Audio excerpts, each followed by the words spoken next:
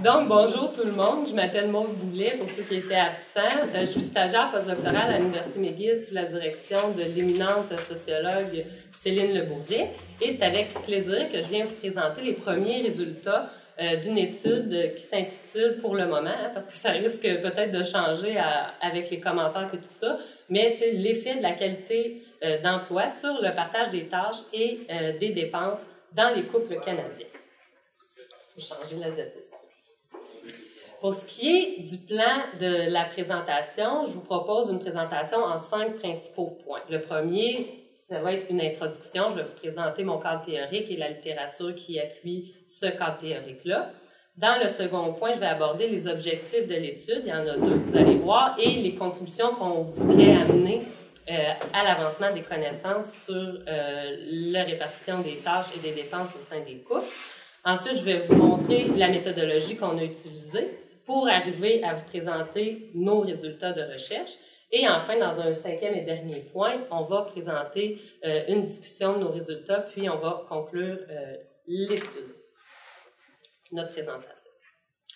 Donc, on en a parlé un petit peu tantôt lorsque M. Ledam m'a présenté que dans mes travaux de thèse, je me suis intéressée à la qualité d'emploi des immigrants, mais dans la thèse, je m'intéressais aussi à l'effet du genre sur la qualité d'emploi comme en tant que variable indépendante. Et ce qu'on a trouvé, c'est que, on s'y attendait, les femmes ont des emplois en moyenne de qualité inférieure à leurs homologues masculins.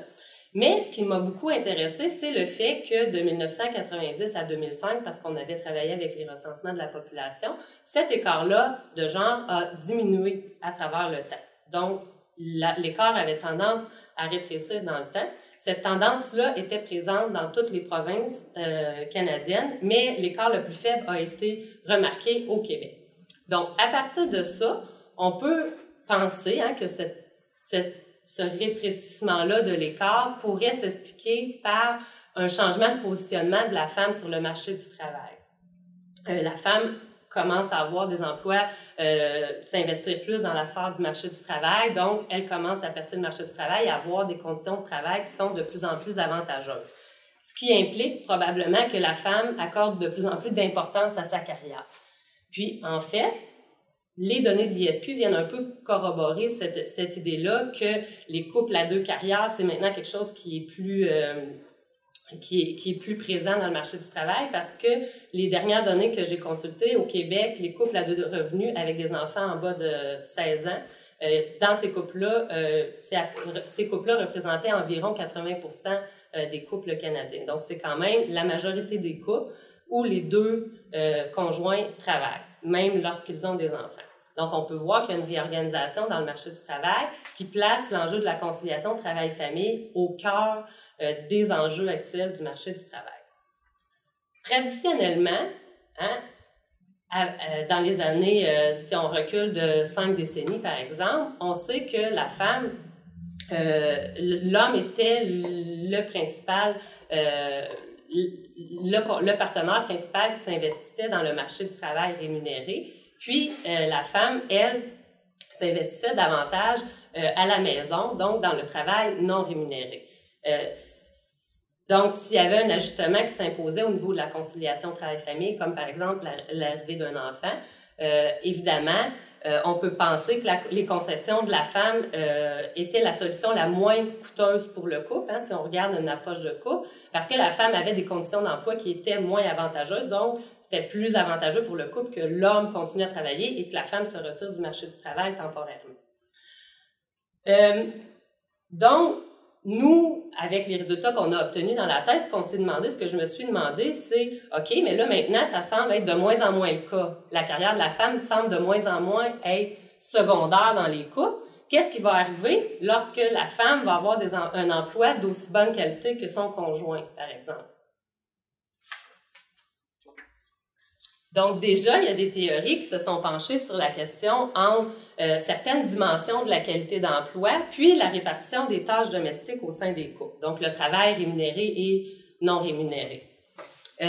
La première théorie qu'on veut mobiliser, c'est la théorie du temps disponible qui se concentre, bien entendu, temps disponible sur le nombre d'heures travaillées. Cette théorie-là, ce qu'elle vient nous dire, c'est que le conjoint qui investit le plus grand nombre d'heures dans le marché du travail rémunéré a moins de temps disponible pour faire les tâches domestiques. Donc, ça paraît logique. Si on travaille 40 heures par semaine, on n'a pas 40 heures par semaine pour faire des tâches domestiques. Et inversement, si le partenaire s'investit peu dans le marché du travail rémunéré, elle va avoir plus de temps pour faire les tâches domestiques. Donc ça, c'est une des premières théories qui est souvent monopolisée dans la littérature et les études empiriques confirment en partie cette relation-là entre le nombre d'heures travaillées et les tâches domestiques. Donc, le partenaire qui travaille moins d'heures fait généralement plus de tâches domestiques. La deuxième théorie qui est souvent mobilisée pour expliquer la répartition des tâches domestiques, c'est la théorie des ressources relatives.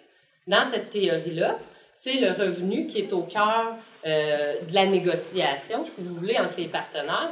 Donc, si les revenus d'un partenaire sont plus élevés, c'est comme une source de pouvoir, c'est vu comme une source de pouvoir dans une négociation, et le partenaire va utiliser cette source de pouvoir-là pour éviter les tâches domestiques qui sont vues comme une corvée ou non plaisantes, si vous voulez. Et au contraire, celui qui a moins de revenus va avoir moins de pouvoir dans la relation, donc il va devoir faire plus de tâches domestiques. Encore une fois, la littérature confirme et reconfirme l'effet du revenu sur la répartition des tâches domestiques. Actuellement, le débat, c'est surtout au niveau du revenu absolu de la femme, donc son revenu à elle personnel, et l'effet du revenu absolu et l'effet du revenu relatif de la femme par rapport à son conjoint. Donc, il y a des études qui disent que c'est le revenu personnel de la femme qui influence la répartition des tâches, parce que plus le revenu de la femme, indépendamment de celui de son mari, plus le revenu de la femme augmente, plus elle va avoir tendance à sous-traiter le travail domestique, donc à engager une tierce personne pour faire le travail domestique. Et ça, c'est Gupta qui a trouvé ça, parce qu'il a trouvé une relation chez les femmes célibataires entre le revenu puis le temps alloué aux tâches domestiques. Est-ce que vous comprenez la relation? Donc, et antérieurement à ça, c'était vraiment la théorie des ressources relatives, puis on parlait vraiment du revenu de la femme en fonction du revenu de son partenaire en tant qu'une forme de pouvoir, une forme de relation. Le fait d'avoir un meilleur revenu permettait à la femme de mieux négocier. Donc, ceci étant dit, on peut voir qu'il y a deux axes de négociation dans le couple. À force que je me suis sensibilisée avec cette littérature-là, je me suis aperçue qu'il y a vraiment deux axes de négociation dans le couple. Le premier, c'est un axe qui est temporel, puis l'autre, c'est un axe qui serait plus d'ordre financier. Ce que j'aimais moins, puis c'est pas, ça n'invalide pas ce qui a été trouvé dans la littérature, c'est qu'on disait, au niveau de l'axe financier, c'est le revenu qui était une source de pouvoir, puis automatiquement, le fait d'avoir un meilleur revenu donnait le droit à la personne de se dégager des corvées. Moi, dans ma tête, ça, c'était pas équitable ou égalitaire, parce que je me disais, ouais, mais si la personne, elle n'utilise pas son revenu pour payer les dépenses du ménage, il n'y a pas de compensation. Donc, je trouvais que c'était comme de sauter une étape dans le raisonnement, que je me disais que, là-dessus, j'aimerais ça vous entendre après, le raisonnement, je trouvais que c'était traditionnellement, l'homme paie toutes les dépenses parce que la femme fait les tâches domestiques. Et dans le fond, c'est parce que c'est parce qu'il y a plus d'argent. Le fait qu'elle se concentre sur la famille, elle n'a pas d'argent, donc il va payer toutes les dépenses et la femme va compenser en faisant les tâches domestiques. Et là, le raisonnement que je veux amener, c'est que c'est pas parce que tu gagnes plus cher nécessairement que tu paies plus de dépenses du ménage. Donc, il n'y a pas de raison que si la femme paie la moitié des dépenses, l'homme ne fasse pas la moitié des tâches. Comprenez-vous? Donc, c'est un peu sous cet angle-là que je voulais articuler mon cadre théorique, donc de regarder à travers les couples comment se passe la négociation au niveau des tâches et comment se passe la négociation au niveau du partage des dépenses. J'ai deux objectifs principaux. Le premier, ça va être de construire une typologie des couples à deux axes. Donc, la répartition des tâches, qui est quelque chose qui a été beaucoup étudié, puis on sait que le revenu et le nombre d'heures travaillées va avoir un effet sur la répartition des tâches au sein des couples. Et je veux introduire au même moment la contribution financière pour voir s'il y a une forme de compensation entre ces deux axes-là. et de voir si le revenu a un effet davantage sur la répartition des tâches ou que tout ça passerait pas par justement la contribution financière aux dépenses du ménage. Est-ce que tu peux définir contribution financière? Oui, ça va venir plus loin. Je vais le définir plus loin. Pour ce qui est du deuxième objectif, c'est que là, la littérature a beaucoup parlé des heures travaillées, puis du revenu. Puis moi, étant quelqu'un qui a été spécialisé sur la qualité d'emploi, je mets ça, mais il y a peut-être d'autres aspects de la qualité d'emploi qui pourraient faire en sorte que la femme a un pouvoir de négociation qui est plus fort dans la relation, comme par exemple la stabilité d'emploi. Le fait d'avoir un emploi permanent, le fait d'avoir un seul emploi, un bon emploi, pourrait peut-être permettre à la femme d'avoir une garantie au niveau du revenu. Donc, dans ce cadre-là, la femme, elle s'assure qu'elle peut toujours contribuer financièrement à son ménage et elle va pouvoir négocier que l'homme, lui, s'investisse plus dans la répartition des tâches domestiques. Donc, c'est ce que je propose pour aujourd'hui. Maintenant, on arrive à justement un peu à la question de Madame Gauvreau. Comment j'ai étudié, quelles données on a utilisées pour étudier cette question-là? On a utilisé les données de l'enquête sociale générale de 2011, le cycle 25 qui porte sur la famille. Pourquoi cette enquête-là plutôt que, par exemple, l'enquête de 2010, le cycle 24 sur l'emploi du temps? C'est parce que dans l'enquête sur l'emploi du temps, oui, on peut mesurer le temps. Je m'excuse. Oui, on peut mesurer le temps, mais on peut pas, on n'a pas accès aux questions sur la contribution financière. Donc, si je voulais mettre les deux axes ensemble, il fallait que je prenne le cycle, fasse le compromis de prendre le cycle 2011 et vous allez voir comment j'ai calculé ça. Ça va avoir un impact au niveau de l'axe sur la répartition des tâches domestiques. On s'est concentré, notre population à l'étude, on s'est concentré sur les couples hétérosexuels à 2 emplois qui vivent dans le même ménage. Pourquoi à 2 emplois? Bien, pour évaluer la qualité d'emploi, il faut que les 2 travaillent.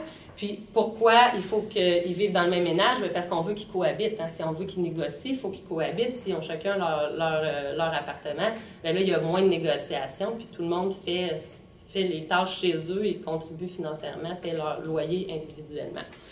Pourquoi hétérosexuel? Bien, parce qu'on s'intéresse à l'équité de genre, donc il faut qu'il y ait un partenaire masculin et un partenaire féminin.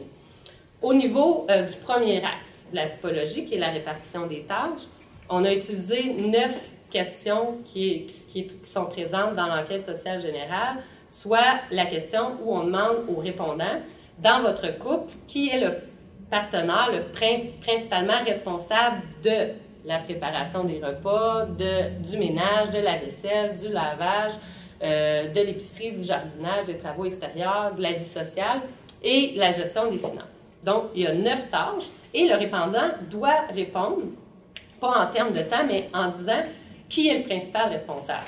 Donc ça, c'est une limite, je le dis tout de suite, de l'étude parce qu'on ne sait pas le nombre de temps que la personne passe, mais on peut quand même avoir, avec assez de certitude, une idée que si la personne répond « c'est moi la principale responsable », bien, elle donne plus de temps, elle passe plus de temps à faire la tâche que son partenaire.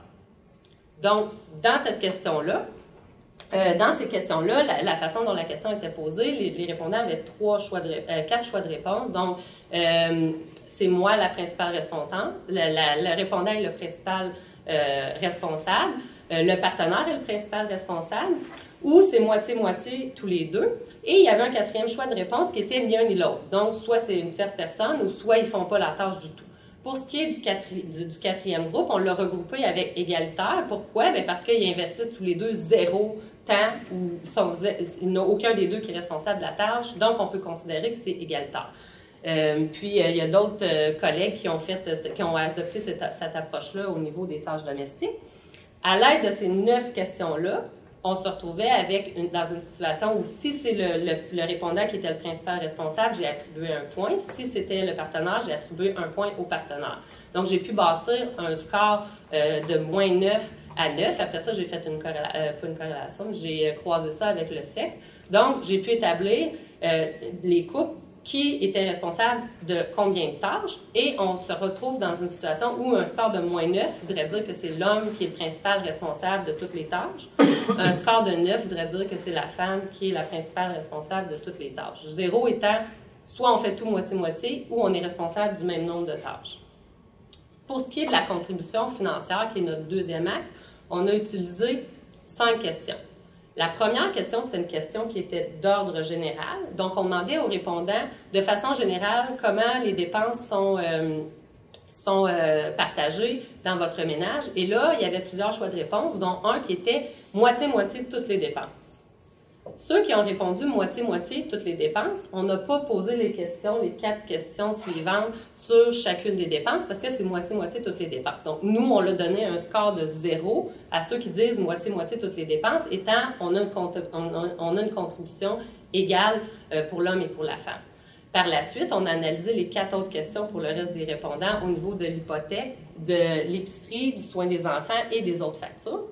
Puis ce qu'on a fait, c'est que dans ces questions-là, les choix de réponse, c'était on paie, soit le répondant disait je paie la totalité de cette dépense, je paie plus de la moitié de cette dépense, on paie moitié-moitié cette dépense, mon partenaire paie plus de la moitié pour cette dépense, mon partenaire paie la totalité de cette dépense. Donc là, la façon qu'on a attribué les points, c'est si c'est le répondant qui paie toute la dépense, on a donné 2 points. S'il paie plus que la moitié des dépenses, on a donné 1 point.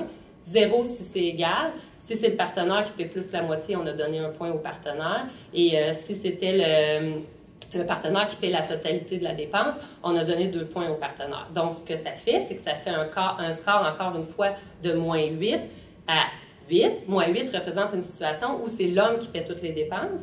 Et 8 représente une situation où c'est la femme qui paierait toutes les dépenses. 0 étant soit on paye moitié-moitié toutes les factures ou on paye le même nombre de factures. Est-ce que ça va pour... Il n'y a pas de loisirs, de vacances, ça ne fait pas partie de ça ou c'est dans la catégorie autre?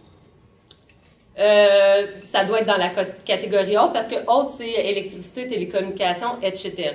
Donc, c'est toutes les autres dépenses, en fond, étaient incluses dans la 4e question sur la contribution financière. Oui? Il y a un mode de répartition des dépenses qui est en fonction des revenus. Oui, il y en a une, mais ça, on ne l'a pas considéré, puis ça, c'est dans la suite de la chose, parce que ça, c'est une question que je me pose, mais ça, c'était la question générale, parce que dans la question générale, il y avait plusieurs choix de réponse que j'ai dit, puis dont un qui était moitié-moitié toutes les dépenses.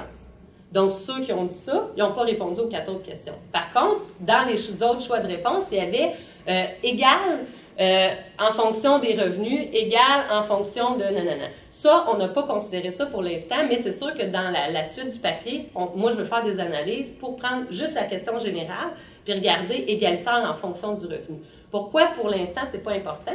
C'est parce que là, dans mes analyses, je veux regarder c'est quoi le revenu, puis vous allez y voir. Vous allez voir tantôt, justement, j'arrivais que c'était une limite de la façon dont on avait mesuré la contribution financière, parce que de dire que la contribution est égale, on paie la moitié des factures, c'est pas nécessairement quelque chose qui est équitable. Parce que si la femme gagne moins que l'homme, c'est pas équitable qu'elle paie la moitié des dépenses. Donc, je vais y arriver plus tard. J'ai pas dit mon dernier mot là-dessus. J'espère répondre à votre question. Oui, il faut changer le diapo. Donc, premièrement, le premier avantage, je vous l'ai dit, d'utiliser le cycle 25 de l'enquête sociale générale, c'était le fait que je pouvais tenir en compte la contribution financière. Un deuxième avantage de l'enquête sociale générale de 2011, c'est que je peux regarder l'effet de la qualité d'emploi du répondant et de son partenaire que je transforme par la suite en la qualité d'emploi de l'homme et de la femme. Donc, on a la possibilité de regarder la qualité d'emploi sous 9 différents angles pour ce qui est du répondant. Donc, vous voyez les 9 dimensions, le fait d'être un employé par rapport aux travailleurs autonomes, le fait d'avoir la possibilité de faire certaines heures à la maison, de travailler à domicile, la permanence par rapport à un statut temporaire, le fait d'être syndiqué, le fait d'avoir un seul emploi, parce que si on a plus d'un emploi, ça suggère que ces emplois-là ne sont pas de très bonne qualité, le nombre de semaines travaillées dans une année, le nombre d'heures travaillées par semaine, bien entendu, l'horaire de travail, qui j'ai transformé en variable dichotomique de jour ou autre, atypique, puis le revenu personnel.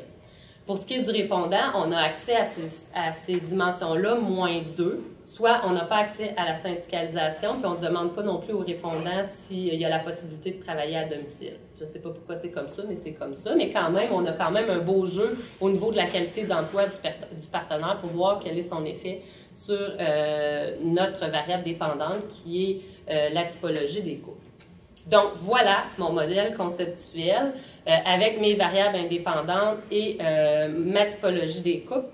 En gros, Ce que ça montre, si je vous parle de la variable dépendante de ma typologie des couples, quand je mets ma répartition des tâches, qui est mon premier axe, qui est l'axe horizontal, hein, vous voyez, ça donne un axe qui va d'un pôle extrême gauche, où c'est l'homme qui ferait toutes les tâches domestiques, à un pôle extrême droit, où ce serait la femme qui fait toutes les tâches domestiques. Puis au centre, on voit les couples où ce serait une répartition égalitaire une répartition qui est égalitaire des tâches. Puis, quand on met ça en parallèle avec notre deuxième axe, qui est la contribution financière aux dépenses du ménage, on voit une situation, le pôle complètement en bas, c'est une situation où les hommes paieraient toutes les factures, et en haut, ça serait une situation où les femmes paient toutes les factures. Donc, de mettre en parallèle ces deux axes-là, ça nous donne l'opportunité de diviser, de répartir les couples en 5 grands types de couples. Le premier type, c'est notre type de couple moitié-moitié. On l'appelle comme ça, mais il n'y a rien de définitif dans nos types de couples. Donc, ça serait le couple où il y aurait une division qui est égalitaire, hein, je ne dis pas équitable, mais égalitaire de la répartition des tâches et des dépenses. Et il y aurait le deuxième type de couple où on pourrait dire que la contribution de l'homme est supérieure à la contribution de la femme. Et dans ce type-là, on a soit une situation où l'homme paie une part plus importante des dépenses et fait la moitié des tâches domestiques. On a aussi les couples où l'homme fait plus de tâches domestiques mais paierait la moitié des dépenses. Et on a les couples où l'homme fait plus de tâches et paie plus de la moitié des dépenses. Notre troisième type de couple, c'est un peu l'inverse du deuxième type de couple. C'est une situation où la femme a une contribution supérieure, soit en termes de tâches ou soit en termes de dépenses. Et aussi, ça peut être une situation où la femme contribue plus en termes de tâches et en termes de dépenses dans le ménage. Nos couples traditionnels sont notre quatrième type de couple. Donc ça, c'est les couples où les femmes font plus de tâches et les hommes paient une part plus grande des dépenses. Et notre dernier type de couple, c'est les nouveaux couples. C'est ceux qui ont une répartition inversée. Ce sont les couples où la femme fait plus de dépenses et l'homme fait plus de tâches. Donc, on veut regarder l'effet de chacune des dimensions de la qualité d'emploi du répondant, du partenaire sur cette typologie-là, en contrôlant, bien entendu, le Québec, le type d'union, le type de famille, parce que c'est des variables, ce sont des variables qui peuvent influencer cette relation-là, et aussi l'âge, le niveau d'éducation, la profession pour le répondant et pour son partenaire. Au niveau, cela nous amène à 5 principales hypothèses. C'est sûr qu'on en a plus que ça, mais pour la présentation, on se centre sur 5 principales hypothèses.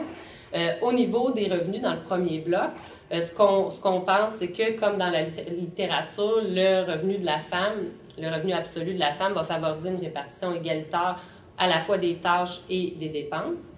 Ensuite, le revenu relatif des femmes aussi, on pense que ça devrait affecter positivement le fait d'avoir une répartition égalitaire. Pour ce qui est des heures travaillées, bien c'est la même chose. On pense que le fait de travailler à temps plein va favoriser une répartition égalitaire des tâches et des dépenses.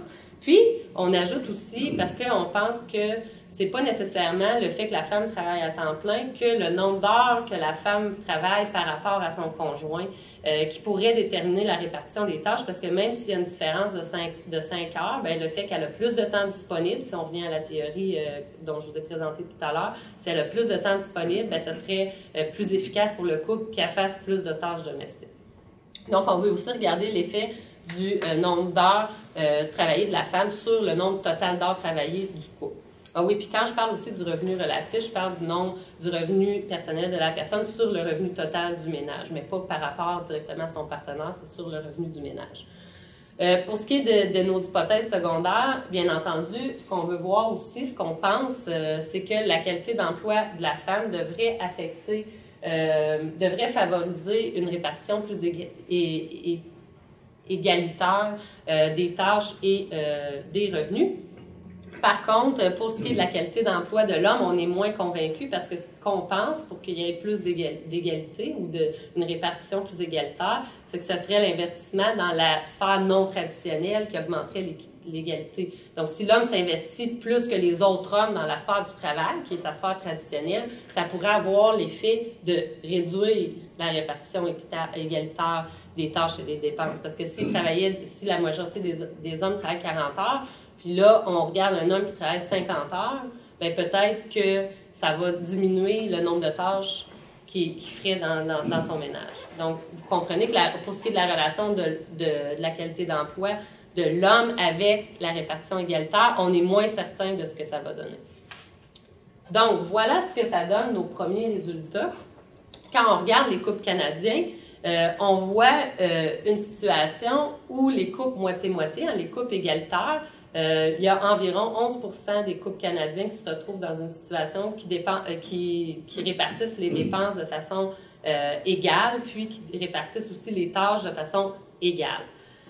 Si on regarde le deuxième type de couple où la contribution de l'homme est supérieure, ce sont environ 22% des couples qui sont dans cette situation-là. Juste pour dire, parce qu'avant, j'ai fait des analyses plus pointues, puis ce qu'on voit, c'est que c'est surtout des couples où l'homme paie plus puis fait la moitié des tâches. Donc, ce ne sont pas des types de couples où l'homme fait plus de tâches puis il paie la moitié des dépenses. Pour ce qui est du troisième type de couple, on voit qu'il y a à peu près la moitié des couples dont la contribution de la femme serait supérieure à celle de l'homme. Puis encore là, dans nos analyses plus pointues, on a trouvé qu'il y a 38% de ces couples-là, que la situation, c'est que la femme paie la moitié des dépenses, mais fait plus de la moitié des tâches domestiques. Donc, c'est directement sur l'axe horizontal. Donc, c'est vraiment, elle paie la moitié des dépenses, mais elle fait encore plus de tâches. Pour ce qui est des couples traditionnels, ce serait environ 20% des couples canadiens qui seraient dans cette situation-là. Donc, l'homme paie plus des dépenses, puis la femme fait plus de tâches. Et pour ce qui est des nouveaux couples, c'est encore quelque chose qui est peu fréquent. Donc, c'est les couples où la répartition est inversée, c'est-à-dire que la femme paie plus de dépenses et l'homme fait plus de tâches. C'est seulement 2% des couples canadiens en 2010 qui seraient dans cette situation-là.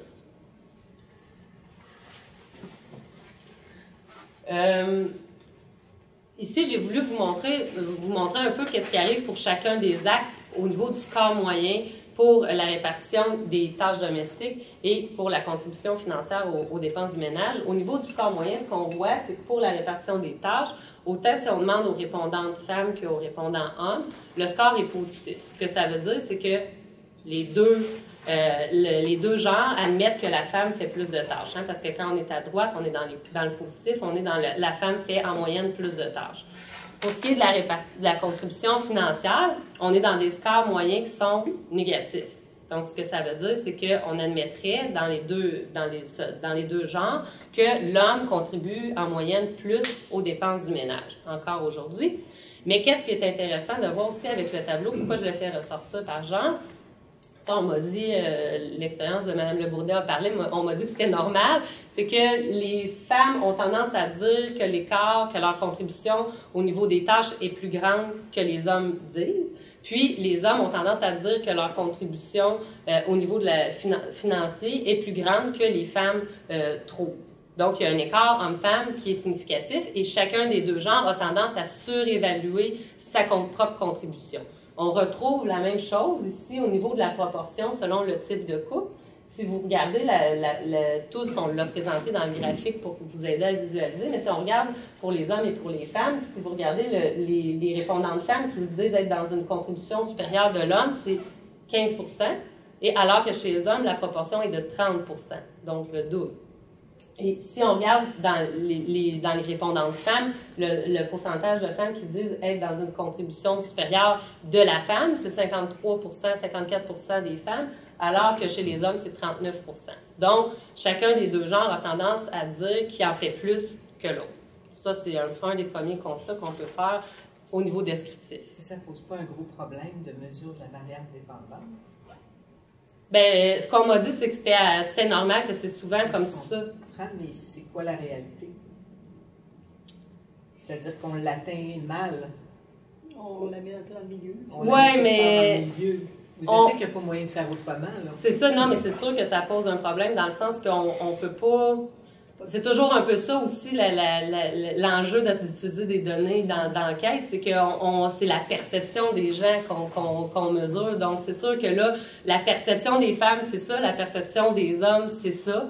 La vérité doit se situer quelque part entre les deux, mais où, honnêtement, c'est pas moi que je pense qui va trancher cette question-là aujourd'hui, mais c'est une des façons qu'on peut quand même... Je pense que la façon dont on mesure la variable dépendante, c'est quand même quelque chose de nouveau dans le sens qu'on va regarder l'effet de la contribution financière, peu importe s'ils n'ont pas la même perception. Il y a quand même des tendances qui se dégagent parce que même pour les hommes, si on regarde dans l'acétate, il y a quand même, si on revient à l'acétate précédente, il y a quand même 39% des hommes qui disent que la femme en fait plus dans le couple. Puis il y a quand même 15% des femmes qui disent que l'homme en fait plus. Puis ceux qui disent que c'est traditionnel, ben il y a quand même 18, 22 ou 15, mais quand même qu'il y a une différence entre les répartitions. C'est quand même pas si éloigné que ça entre les genres. Mais c'est sûr qu'il y a un problème, c'est sûr que c'est quand même une limite, mais quand on est dans les perceptions, je pense que ça peut être normal. Donc, donc pour cet acétate-là, ah non, là, c'est une autre acétate. Donc là, on est rendu, j'ai regardé aussi au niveau descriptif, c'était quoi les revenus moyens des hommes et des femmes en fonction de ma typologie des couples pour regarder c'est quoi les écarts de revenus entre les hommes et les femmes dans chacun des types de couples. Donc, la logique voudrait quoi? Vous trouvez qu'il y a beaucoup de chiffres, hein? Il y a certains chiffres. Ah, c'est ça. La logique voudrait que dans les couples moitié-moitié, l'écart de revenus entre la femme et l'homme soit plus petit que dans les autres types de couples où il y a une répartition plus traditionnelle, où il y a des plus grands écarts de revenus. Donc, on voit que c'est le cas. Par contre, justement, il y a quelqu'un qui l'a souligné tantôt, c'est pas parce que la contribution financière est égale moitié-moitié que c'est équitable, parce qu'on voit que dans toutes les catégories de couple, la femme gagne moins que l'homme. Donc, si elle paie la moitié des dépenses, ça veut dire que c'est pas équitable. Donc, vous comprenez un peu la relation qu'on fait entre le revenu. Puis, le seul type de couple où l'écart de revenu n'est pas significatif, c'est le dernier type de couple où la répartition est inversée. Et on voit que les femmes dans ce type de couple-là, les nouveaux types de couple, gagnent un revenu qui est moyen, qui est supérieur à celui de l'homme, mais probablement en raison du fait qu'ils sont très peu nombreux. On ne peut pas dire que cet écart-là est statistiquement significatif, mais l'écart se chiffre à 27 000 $ quand même.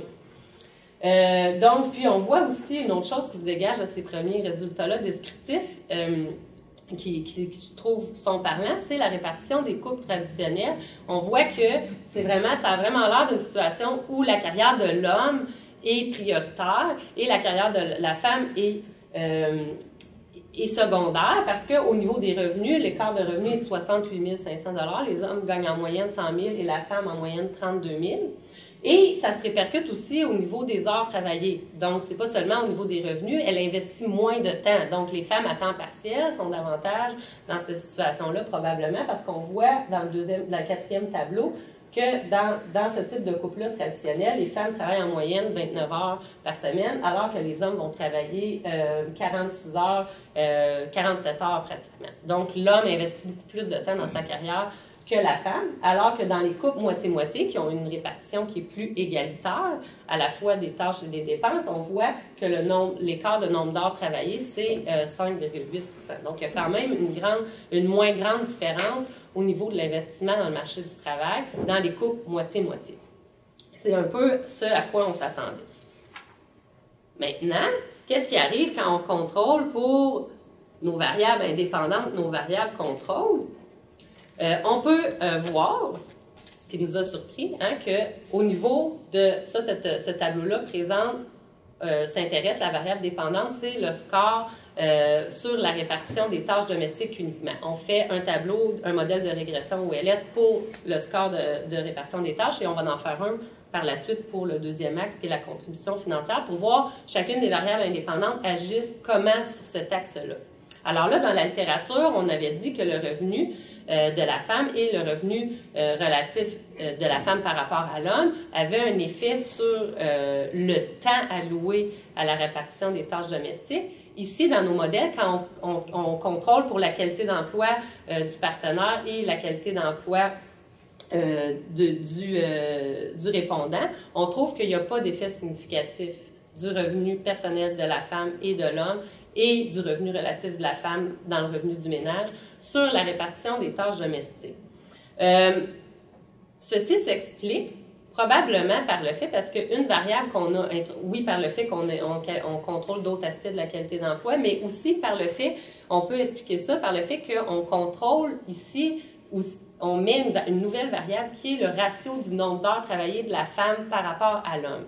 C'est pas une variable qui était introduite dans les études antérieures. Et moi, mon hypothèse, je vous l'ai dit, je trouvais que les axes de négociation, c'était un axe temporel, puis il y avait un axe financier.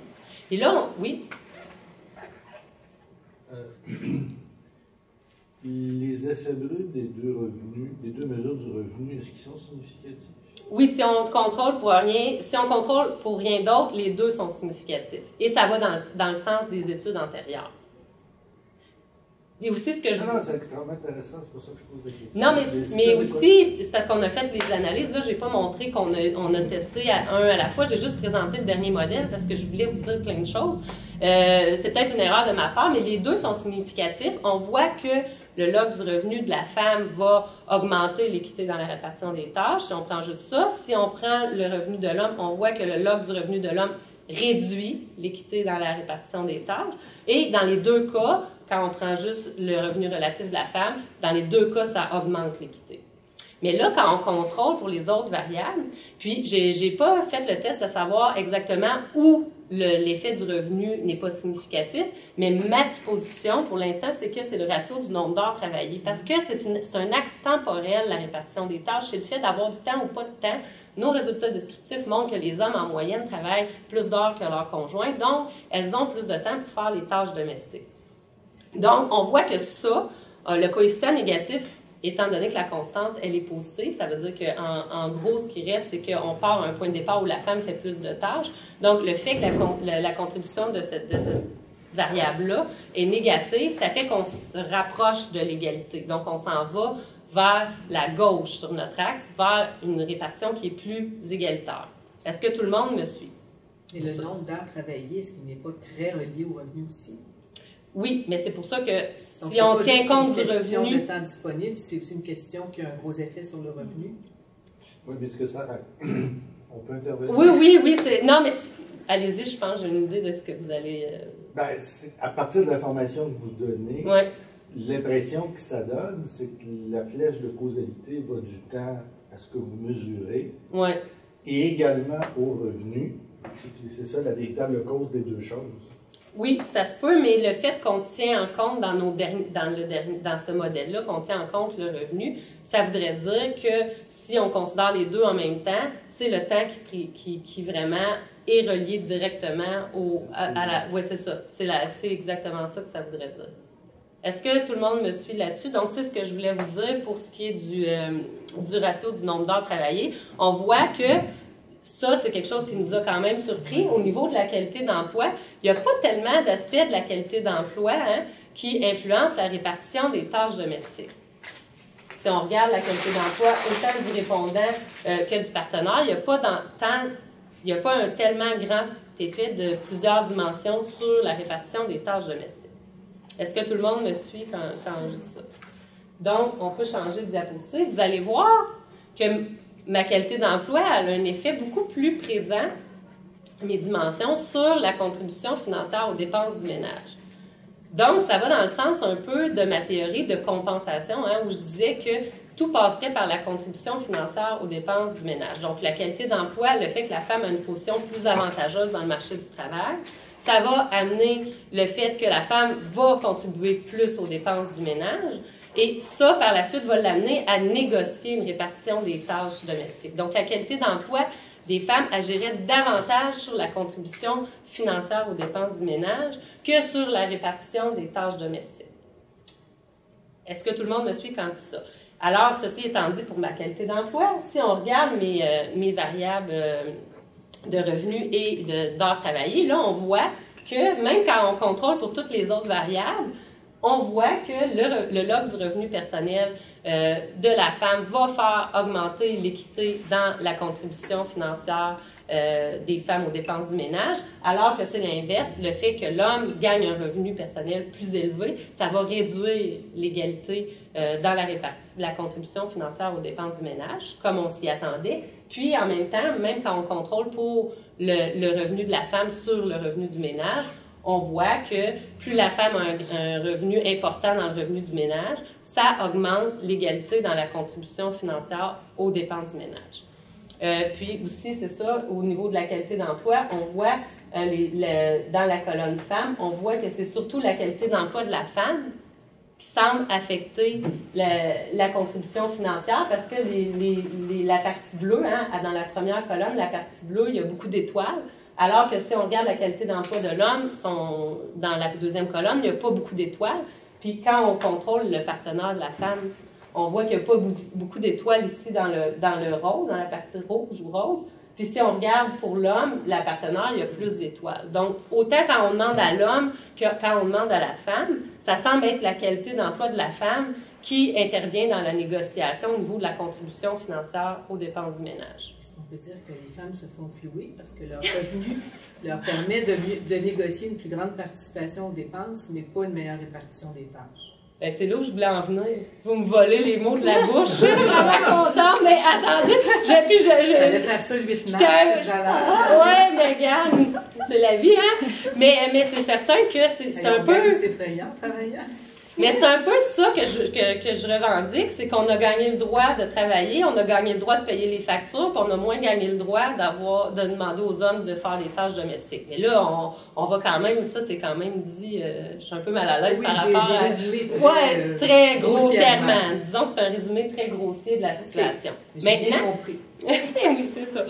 Donc, au niveau des analyses, on a aussi pensé à faire des régressions multinomiales pour comparer l'effet des variables indépendantes sur le rapport de vraisemblance de se trouver dans un type de couple par rapport à un autre. On a choisi le type de couple traditionnel, hein, parce que c'est de là où on part traditionnellement, pour regarder, puis aussi on voulait des coefficients pour les couples égalitaires, qui sont les couples qui nous intéressent davantage, pour regarder quelles caractéristiques influencent les chances de se trouver dans un couple égalitaire par rapport à un couple traditionnel. Donc, ce que je vous propose ici, ça c'est pour les répondantes femmes, c'est de regarder la première colonne. Ce qu'on peut voir, un résultat auquel on ne s'entendait pas, c'est quand on contrôle pour le ratio du nombre d'heures travaillées et le ratio du revenu de la femme par rapport au revenu du ménage, le revenu personnel de la femme a réduit les chances de se trouver dans un type de couple égalitaire. Ça, c'est un résultat que va falloir que je me creuse la tête pour étudier. Mais si on ne tient pas en compte les deux autres variables relatives, l'effet est d'augmenter les chances d'être dans un couple égalitaire. Mais quand on tient en compte le revenu relatif, puis le nombre d'heures relatif, là, la contribution du revenu personnel de la femme réduit les chances de se trouver dans un couple égalitaire. Donc ça, c'est un résultat qu'on s'explique mal jusqu'à présent. Peut-être que vous allez avoir des suggestions ou des propositions à me faire pour améliorer ça. Mais on voit surtout, hein, qu'est-ce qui ressort surtout de ça, c'est que c'est le revenu relatif des femmes qui augmente de 15 fois les chances de se retrouver dans un couple égalitaire par rapport à un couple traditionnel, et le nombre relatif d'heures travaillées qui augmente de près de 17 fois les chances de se trouver dans un couple égalitaire par rapport à un couple traditionnel. Donc, c'est vraiment ça qui influe le plus sur dans quel type de couple on va se retrouver. Et on voit aussi au niveau de la qualité d'emploi que le travail à temps plein augmente les chances de 80% des femmes de se trouver dans un couple de type égalitaire. Et le fait d'avoir un seul emploi, hein, un seul emploi de bonne qualité, ça va augmenter aussi les chances de se retrouver dans un couple égalitaire par rapport à un couple traditionnel. Quand on regarde, puis on voit aussi qu'il n'y a rien de significatif pour le partenaire qui représente l'homme dans ce cas-ci, dans cette chose. Monsieur Ledain? Non, c'est correct. Donc, quand on prend le même, refait le même modèle, on reprend le même raisonnement pour la femme, pour les hommes, on voit que, encore, ben, comme on s'y attendait, le log du revenu de l'homme va réduire les chances de se trouver dans un type de couple égalitaire par rapport au traditionnel. Donc, plus le revenu de l'homme augmente, moins on a de chances d'être dans un couple de type égalitaire parce qu'il va avoir tendance à payer plus de dépenses, donc à se retrouver dans un couple traditionnel.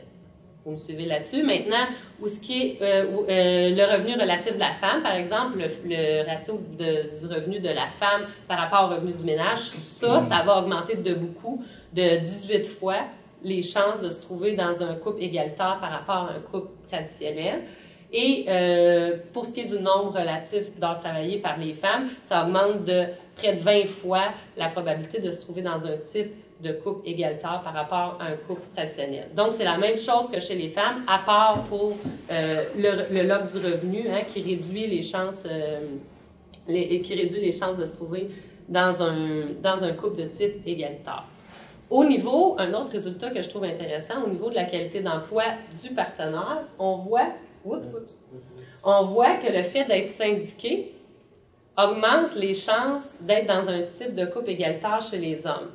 Et là, je me suis un peu creusé la tête pour trouver pourquoi ça serait le cas. Mais en fait, une des hypothèses qu'on peut émettre, c'est que les syndicats valorisent beaucoup les pratiques de conciliation travail-famille, puis aussi balisent les heures supplémentaires, hein, les heures supplémentaires rémunérées. Peut-être que ça donne le goût aux employeurs de faire moins d'heures supplémentaires aux hommes. Donc, ça laisse plus de temps à l'homme pour s'investir dans sa famille, puis peut-être aider sa femme dans la répartition des tâches domestiques. Puis on voit aussi dans ce modèle-là qu'il y a seulement la syndicalisation qui agit au niveau de la qualité d'emploi. Il y a seulement la syndicalisation des hommes qui agit sur la probabilité de se trouver dans un couple égalitaire, puis qu'il y a beaucoup plus de choses qui sont significatives au niveau de la qualité d'emploi de sa partenaire qui est la femme. Donc, oui. Si je peux te permettre Oui. de syndiquer, Oui? on va te casser les dents là-dessus. Ça se pourrait qu'en réalité, ça envoie une position publique et privée. Ouais. Parce qu'au Canada, la corrélation entre le fait d'être syndiqué dans le public est de plus en plus... Oui, puis je pense qu'on peut pas considérer ça avec l'enquête sociale générale, il me semble.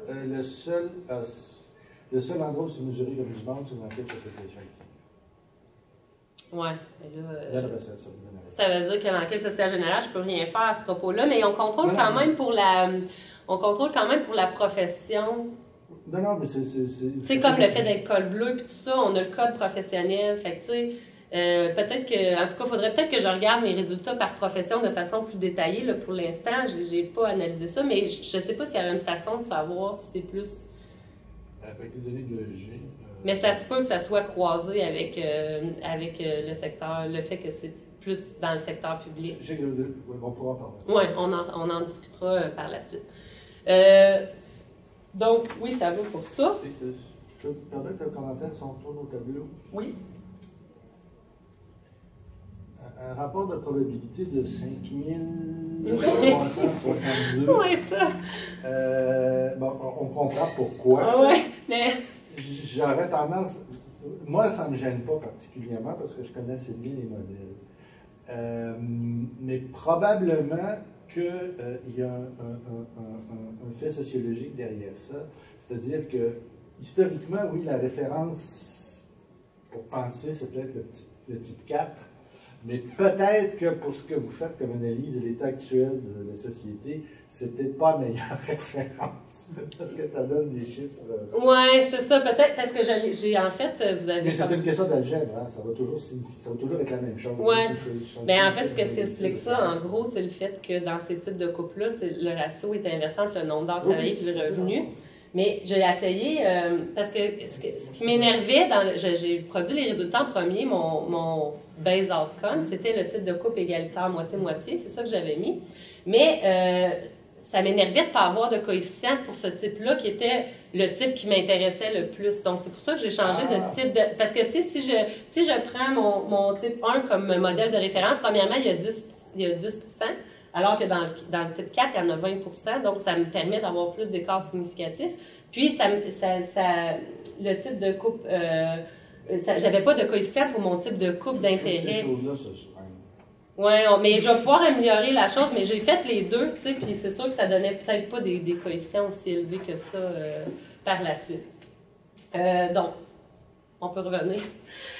Pour ce qui est de la discussion, on a déjà commencé à discuter, mais en fait, le gros des résultats au niveau de l'axe de la répartition des tâches domestiques, c'est que on s'attendait à ce que le nombre relatif d'heures travaillées ait une influence sur la répartition égalitaire, puis effectivement, ça favorise la répartition égalitaire. Par contre, on s'attendait à ce que le revenu relatif des femmes favorise une répartition égalitaire, parce que dans la littérature, c'est ce qu'il disait, mais ça ne semble pas être le cas dans nos analyses, parce qu'on tient en compte probablement la qualité d'emploi, puis le ratio du nombre d'heures relatif. Donc, ça met de l'avant l'idée que la répartition des tâches domestiques, c'est davantage un axe temporel, puis c'est le temps travaillé qui a une influence sur la répartition des tâches, plus que le revenu en tant que tel.